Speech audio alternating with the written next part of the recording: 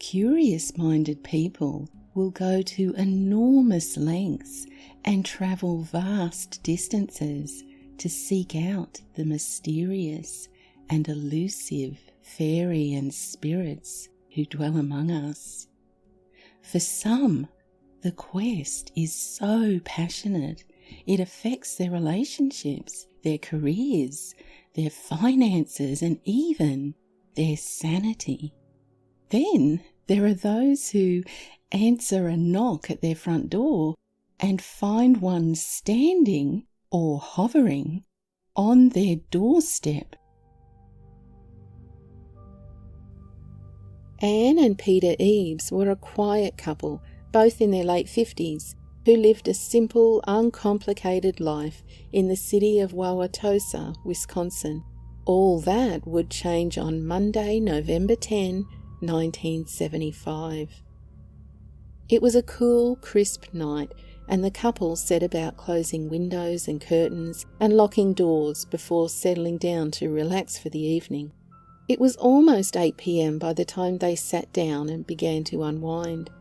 The couple sat and chatted for a few minutes about their day and plans for the coming week, and at exactly 10 minutes to 8, the doorbell rang. Then it rang again and again. The loud sound of the doorbell pierced the quietness of their evening, and Anne instinctively jumped to her feet.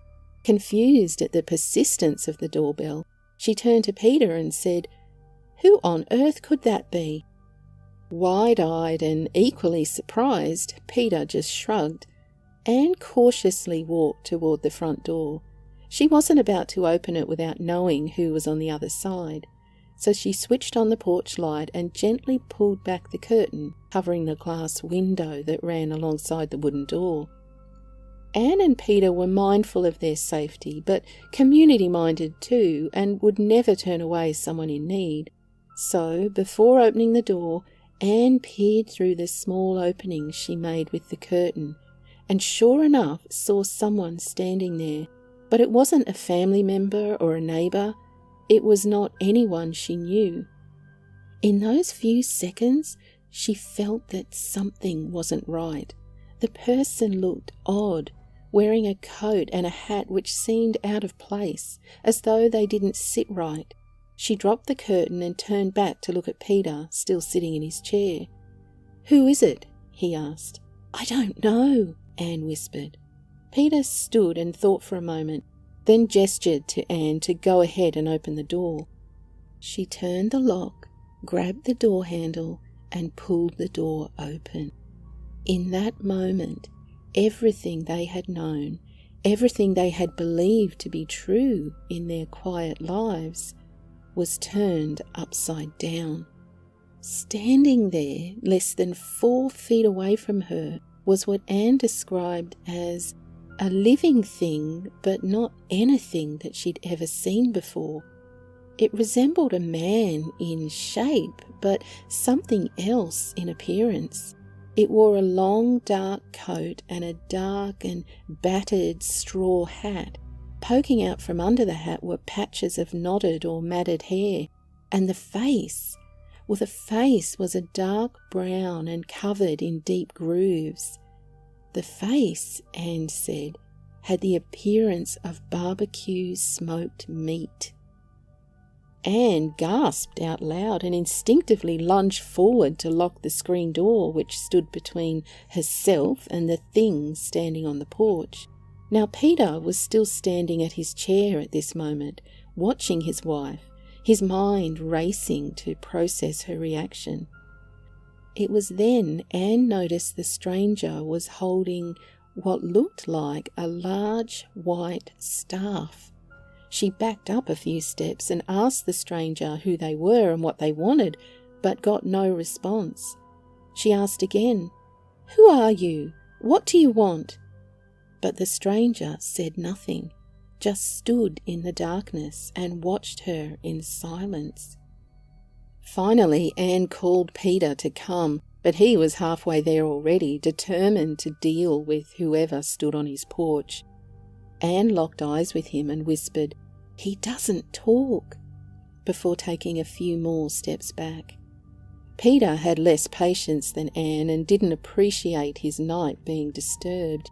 He was determined to get to the bottom of it and, without hesitating, walked straight up to the screen door, unlocked it and stepped out onto the porch. Peter was a large man and had decided that he would make the stranger talk or force him to leave. Irritated now, Peter stood directly in front of the thing and demanded loudly, "What the hell is this? Something left over from trick or treat?" Finally, as if triggered by the force of the words, the stranger moved slightly. As it did, Peter was able to see in the soft light of the porch a glimpse of its mouth, a mouth which he described as looking puckered and roughly the size of a dime, a mouth which sat only a few inches above a noticeably pointed chin. The sight of its face was enough to cause Peter to take a few steps back because at that moment he knew he wasn't looking at a Halloween costume. This thing standing before him was real. Rather than frighten him though, this only made Peter angrier, and he made the split-second decision to forcibly grab the stranger and remove it from his property. As he stepped toward it with his arms outstretched to grab it, the stranger very deliberately raised its staff and hit it back down on the ground. Rather than make a bang or a thud noise, Peter said it made a strange clicking sound, at which point the stranger began stepping away backwards from him. Only it didn't step away as a human would. It seemed to rise up until it was floating a few inches above the ground and glide perfectly smoothly just out of Peter's reach. While all this was happening, the stranger never once turned or broke eye contact with Peter. Peter watched in confusion and horror as the creature, still holding the staff, floated backwards toward the street. As he stared, he was able to see more of its features. Its hands, he thought, appeared to be disfigured, and the fingers looked almost claw-like, while the legs appeared to bend slightly backward but were bowed out at the same time. Peter stood on his front path and silently watched as the stranger continued to float backward. Anne, who had witnessed the interaction from the safety of the door, darted down the porch to grab Peter, and as she did, she caught sight of something which stopped her in her tracks. On the edge where their lawn meets the road stood 4 more of them, dressed exactly the same as the one that had come to the door, and all holding the same large white staff. Peter and Anne watched as the first stranger floated backwards until he reached the other 4.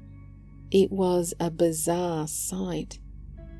The couple can't say how long they stood staring at the 5 creatures now gathered together, but said, after what seemed a very long time, the one who had rung their doorbell and stood on their porch raised its claw-like hand into the air as if, they said, to acknowledge them. Then the whole group of them floated away. Peter later reported that one of the creatures appeared to float much higher than the other 4. While they floated just a few inches above the ground, it floated at least 2 or 3 feet above the street. And as if that wasn't strange enough, one of the creatures seemed to bounce as it moved forward. Once the strangers had drifted into the darkness of the street, Anne grabbed Peter, pulled him back into the house and locked the doors. Then she peeked out of the curtains and could see no sign of the creatures. In a state of mild shock, the couple sat in silence for a time before finally talking about what had just happened. They quickly realised that they were both having trouble recalling all the details. It felt to them that their memories of what had literally just happened were fading, so they wrote down all they could remember at once. When they had finished, Peter and Anne sat looking at each other and considered the foggy memories and sick, unsettling feeling they shared. A chill ran through their veins as they realised that they may have experienced a much closer and much longer encounter with the strangers than either of them remembered. On the old road from Clock Row and near to Clock Row School, there is a rocky ledge surrounded by shrubbery. In olden times, this place was swarming with fairies. In a little cabin not far from this fairy haunt lived a man named Paddy Mulligan, his wife Nancy, and their 6 children. Paddy was a great drinker and never missed a market in Ballybofey or a fair in Stranraer. He always came home drunk, and this night, when passing the gentle shrubbery, the fairies started mocking him. This angered Paddy very much, and he told them to shut up and mind their own business, or, if they wouldn't, he would go in and scatter them. But they didn't wait for him to go in. They came out and surrounded him.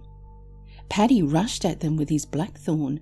He struck out in all directions, but he always missed his mark. Not so with the fairies. They gave poor Paddy the soundest thrashing he ever got in his life, until at length he fell unconscious and knew no more. About the same time, poor Nancy and the children were saying the rosary.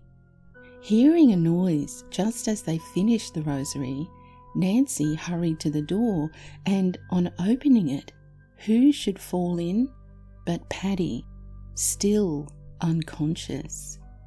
The old story tells us that the fairies carried him home and propped him up against the door. When he came round, he had much to explain.